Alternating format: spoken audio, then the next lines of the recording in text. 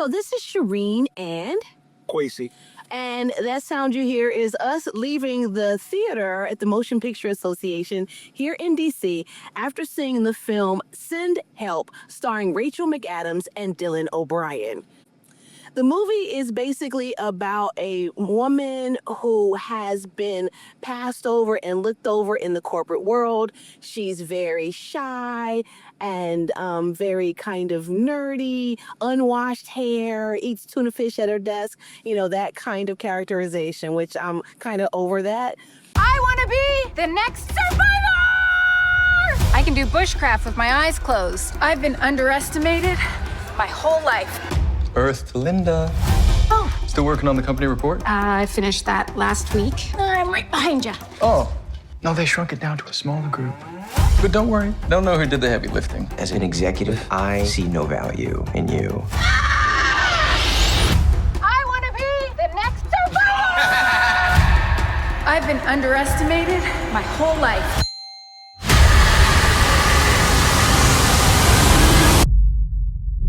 We're not in the office anymore. You are stuck with an awful boss. Just like I was.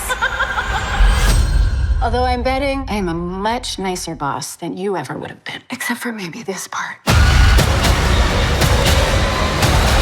I don't think we should ever leave. Bumping heads with her boss when she's passed over for a promotion. That boss is Dylan O'Brien. Then they get on a plane and then they crash on a deserted island. And guess what? She's got survival instincts and he does not. And things go horribly, ridiculously, tragically wrong from there. And so I was just asking Kwesi what his thoughts are on the movie. Well, the performances were convincing. It was funny. I laughed repeatedly throughout the film. It's just that the ending kind of left me dissatisfied in that it was the kind of she becomes the seat. I can't. Okay. You can't spoil the ending. I can't spoil the ending. Yeah, it's a very typical ending. Let me put it like that. You can see it coming. You can basically see it coming. When you right before it happens, it's mostly for the fact that it's not surprising, and that lack of surprise makes it unsatisfying. But I would say the rest of the film is full of surprises. Oh yeah. Like there are so many twists and turns, and because you're not sure who is the person you're supposed to be rooting for. In the beginning, you are very clear on who your hero is. Right. And then it becomes more and more obscured. But if you are a person that kind of observes personalities, you still know, and yet nothing really turns out the way you expect it to. There are things that Kwesi and I were like, okay, we know what this is. Right. We know what that is. But then there were so many other things that were just surprising. And the movie has a lot that it wants to say about society. Like there's a lot of things, the Dylan O'Brien character and how he represents scions of wealth who have done nothing to gain it and therefore don't know how to keep it.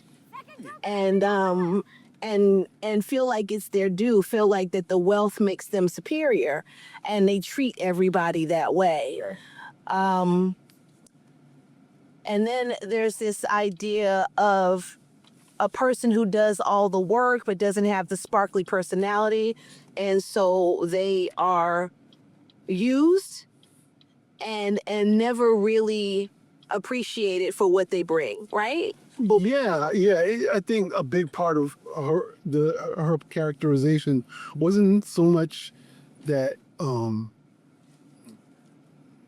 she wasn't. It was so much as nerdy as like she was kind of sort of antisocial, but not in a way. She wasn't antisocial. She wanted to be social. She wanted to be social, but she was socially awkward. She had no understanding of cues, social cues, how to engage, how to engage with people, you know, how to talk to people. Excuse me, talk to people on a personal level, without coming off as kind of needy and overbearing. Yes. at the same time. And that's the thing that would put people, like just regular people, off. The rich people just, like everybody else, they looked down on her and took her as an annoyance. And when and then the fact is, even when you're told that you can throw all the work at her, and She's your mule. She's your mule, and the rich young guy who's dumb and mediocre, it doesn't really know how things work. It's like, no, just fire her.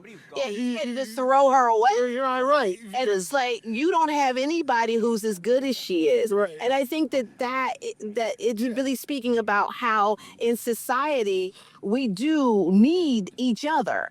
Like I think that it was talking about that as well. Yeah, I thought.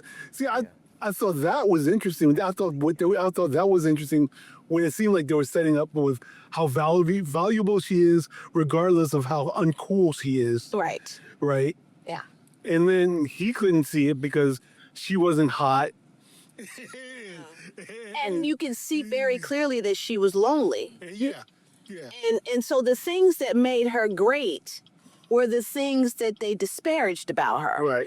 And that's another the movie really wanted to say a lot of stuff. Right. But it is also really bombastic and a little and kind of bloody. Because it's not it's bloody. It's also gross in a lot of ways. Yeah. So it's like it's the kind of movie that we've been seeing a lot of, not in its genre, but in the fact that it is a mashup of so many genres. Like all of these different genres are coming together. And it is about female rage. Yeah. I think they could have gone farther about female rage. I think they held back too much to keep it from being too. Is this what do I want to use the word off-putting? No, I think they did the full off-putting. But I think that they wanted there to be a balance between the two characters. Right. That's what I mean. They're making it too balanced where you still want to root for her, and I'm like, I just need her to be more angry at him.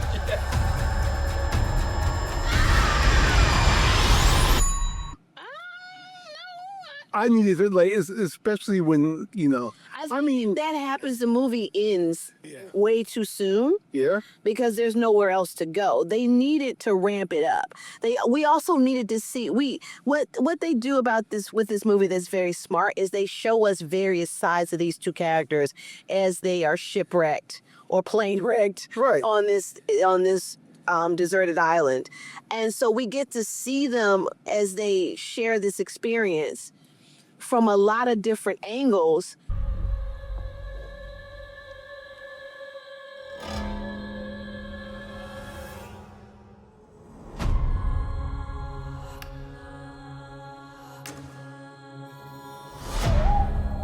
Look who's joined the land of the living.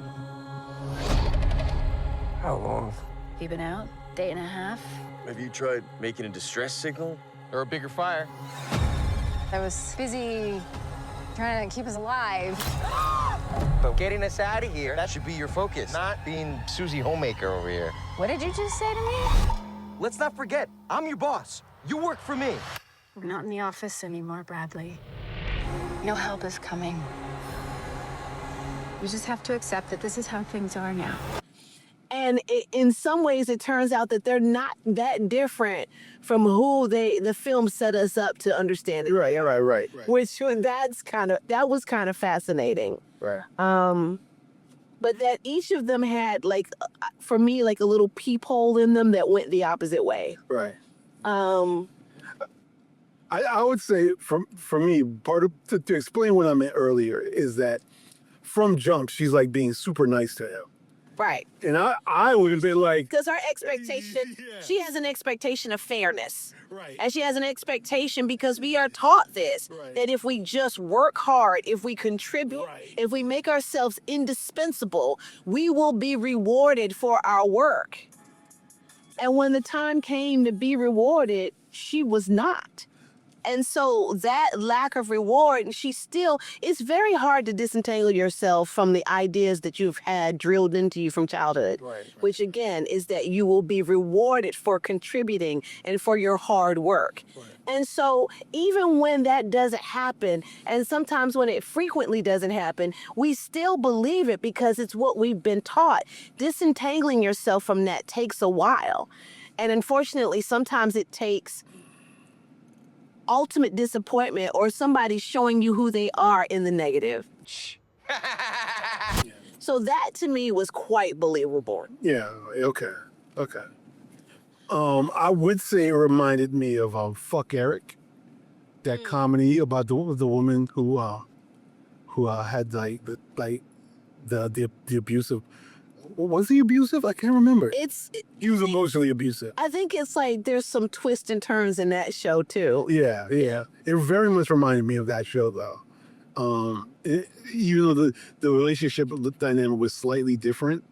But when she went into her backstory a little bit, I was expecting more of that kind of dynamic to come out. And I think once again, I don't know. I feel like they held back a little bit. Yeah, I didn't feel like they held back on anything. But what I did find that was interesting is that this movie has all of the setups of a romance movie, like a stranded forced proximity romance. But then it turns that on its head. Right. And so it very much plays with your anticipation or your expectations of what it's going to do. Yeah, there's a couple moments where they fake you out. They head fake you on that. Yeah, because you're thinking, this is a comedy. This might be a rom-com. And then they're like, no, this is about how rotten people can be inside, and how pain can fester and just degrade who you are as a human, and make you do things that shock yourself. Right. So those were the things that I liked about the movie. I don't know if I liked the movie, but I know that it never stopped engaging me. Yeah. Like there was not one moment where I was bored. Right. Exactly. I was all in on this movie the entire time, which, was unexpected for me.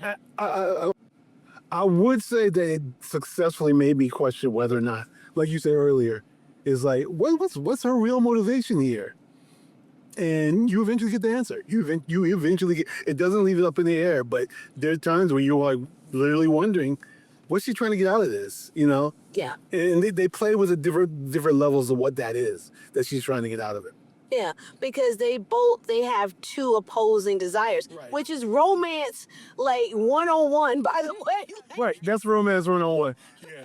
It's like, well, except in romance, usually their opposing desires somehow sync up. Right. And in this case, it was friction. Yeah.